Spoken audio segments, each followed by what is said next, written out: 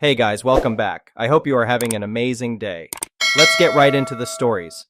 The next one is a pro-revenge story. The day my dad died felt like any other day. I rolled out of bed, brewed a cup of dark roast coffee, and sat down to read the morning newspaper. As I sipped my coffee, I couldn't shake this strange feeling in my gut, like a foreboding sense that something wasn't right. I decided to call my dad to check in.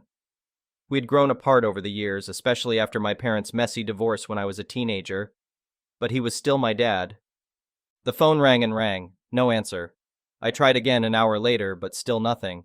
By noon, I was really worried. I called my aunt, his only sister, to see if she had heard from him. She hadn't. My aunt and I drove over to his house, fearing the worst. The front door was unlocked, so we let ourselves in. "Dad?" I called out, but only silence responded. We searched every room and ultimately found him collapsed on the bathroom floor. One look and I knew he was gone. In the following days, details emerged that painted a troubling picture. My dad had been battling a rare neurological disease for over a decade. He had hidden the severity of his illness from me to spare me worry. In his final years, he leaned heavily on my estranged mother for care, not realizing she was taking advantage of his vulnerability. Planning his funeral unearthed even more dysfunction. My mother, who I hadn't spoken to in years, refused to allow me to carry out his wish to be cremated unless I forfeited the Social Security benefits he had left me. I reluctantly agreed, feeling defeated. In the obituary, I omitted any mention of my mother. I simply couldn't bring myself to pretend she had been a loving and devoted wife after years of witnessing her neglect. Her anger towards me was palpable. Losing my dad, especially under such painful circumstances, drove me into intense grief counseling. Through therapy, I'm learning to make peace with his death and our broken family. I know my actions may seem callous to some, but I did what I felt was right, and I have no regrets. All I can do now is try to honor my dad's memory while moving forward in my own life. Someday, if I ever have a family of my own, I hope to give my children the unconditional love and support my father always deserved. For now, I take it one day at a time. And though the pain endures, it helps to know my dad is finally at rest. The first one is an entitled people story. It was a scorching summer day, the kind where you can literally feel the sun searing your skin. I had promised my sweet little niece, Emma, that I would take her swimming at our community pool to cool off. She had been begging me for weeks, going on and on about how all her friends from school got to go swimming all summer long, while she was cooped up at home. As soon as I picked her up, Emma was bouncing in the back seat with excitement, her colorful swimsuit peeking out from under her sundress. "Hurry, hurry, let's go swimming," she squealed. I couldn't help but laugh at her enthusiasm. When we got to the pool, Emma made a beeline for the water, kicking off her sandals as she ran. "Cannonball!" she yelled, before jumping in with a tremendous splash. She burst out of the water, giggling gleefully. Some of the other families smiled at her antics, while others looked annoyed that their conversations were disrupted. We were having a grand old time, with me teaching little Emma how to float on her back while holding my hands. The pool wasn't too crowded, with maybe a dozen or so people scattered around. Everything was cool until this middle-aged blonde lady in big sunglasses suddenly stomped over. Right away, I could tell she was going to be trouble. She had that pinched, entitled look on her face that just screamed, "Karen!" "Do you think this is acceptable pool behavior?" she barked at me, hands on her hips. I gave her a puzzled look. "I'm sorry, what exactly is the problem?"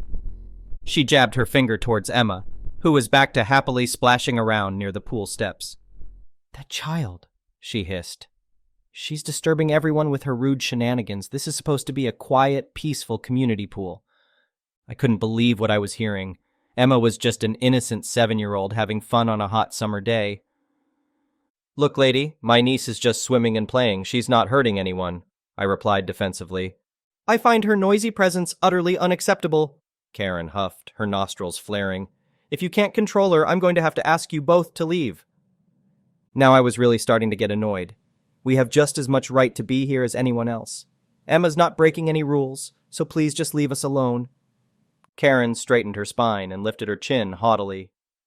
"I'm the president of the Neighborhood Homeowners Association, so I make the rules around here.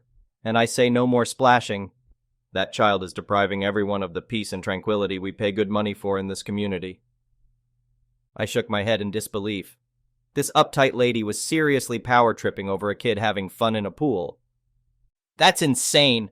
Emma's just swimming and playing. Why don't you relax and stop harassing us over nothing? Karen's face turned red with anger. Before I could react, she suddenly stormed over to Emma and tried to pull her forcefully out of the pool by her arm.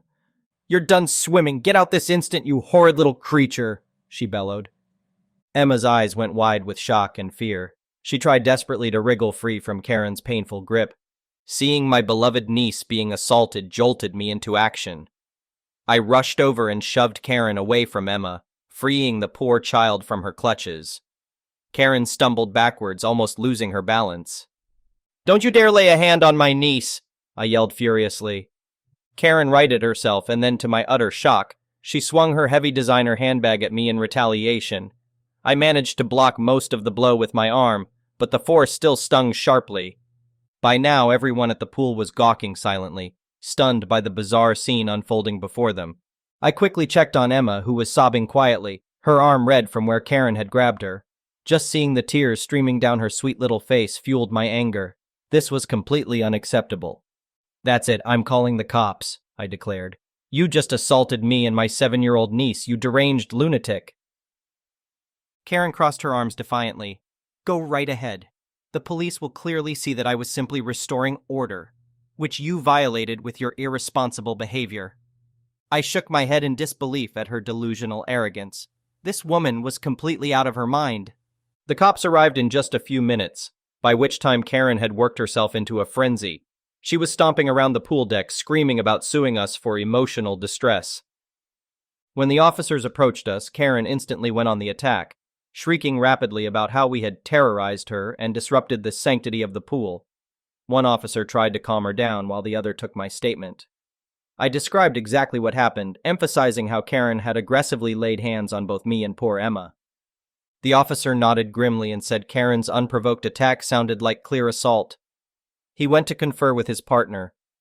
Seeing that she was in hot water, Karen's belligerent attitude vanished. She tried pleading with the cops, claiming she was just maintaining order and that she was the real victim here.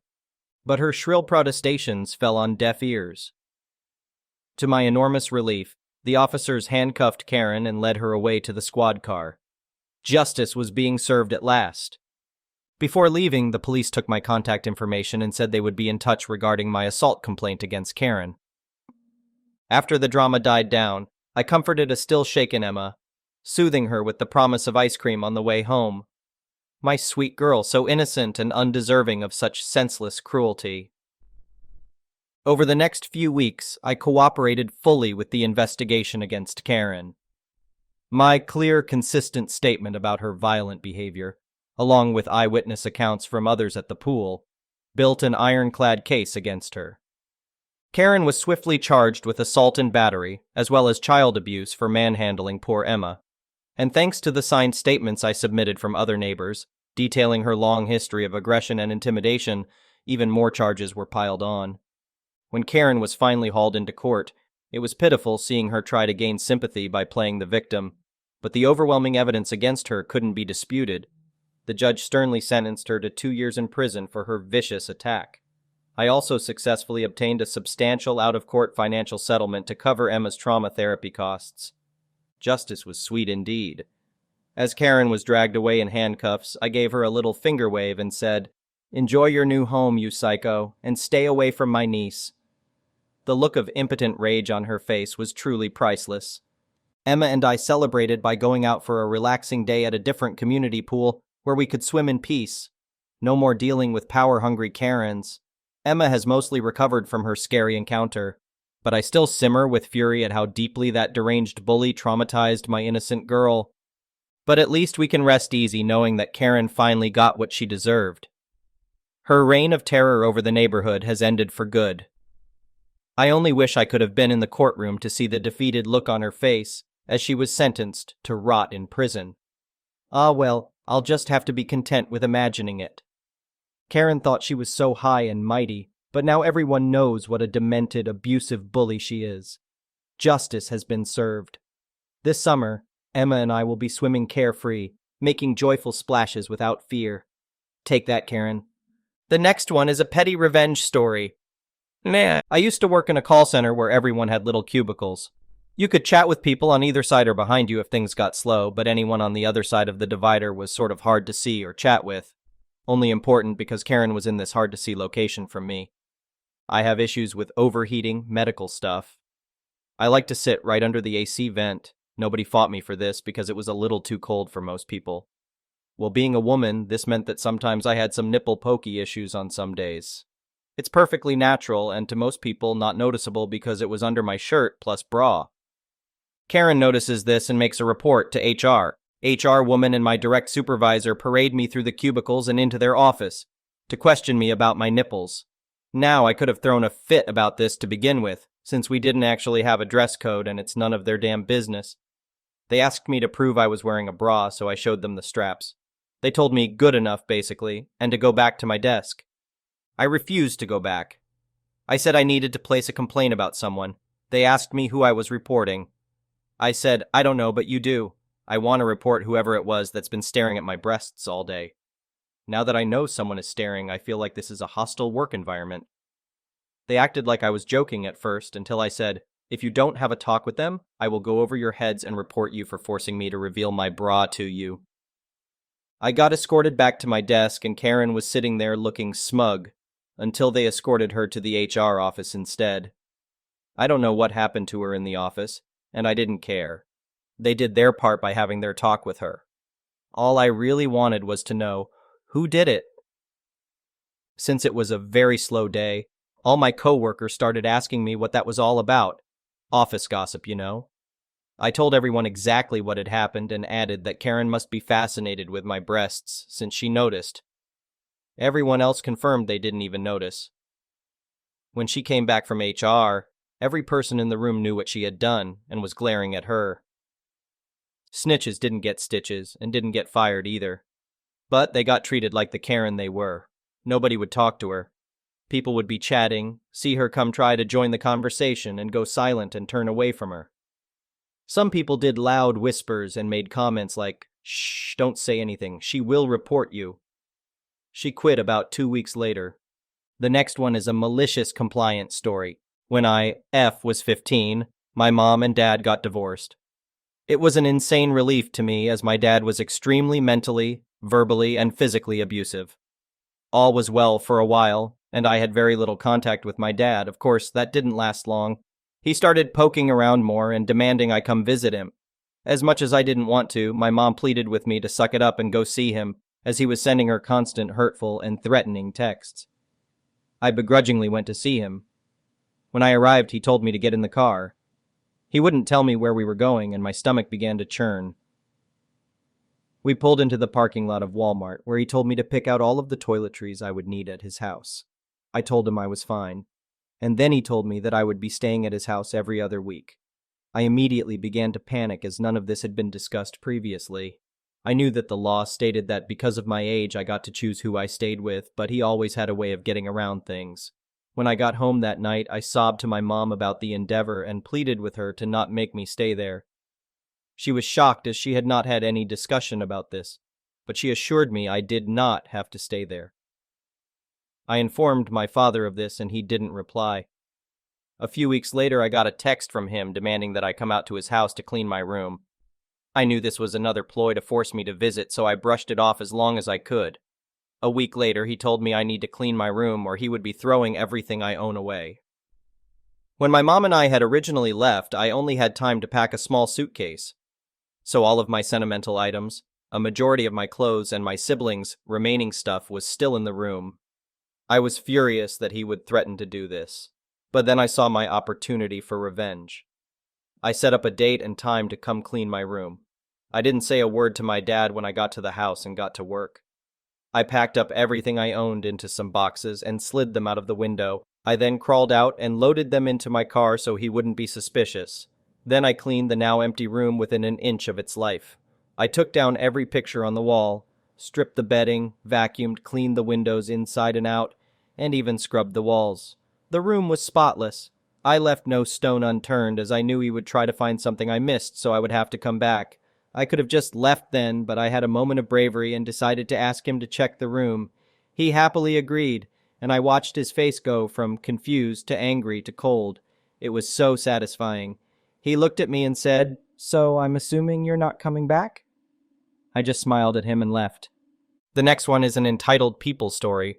I don't know if I would call what he does bullying or not, but all I know is that he does not like me.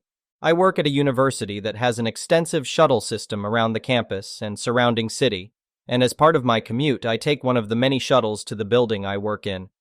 There's an app that tracks the shuttle location and shows the stop locations too. Anyway, one day I was approaching the bus stop where I saw one of the shuttles sitting there, parked.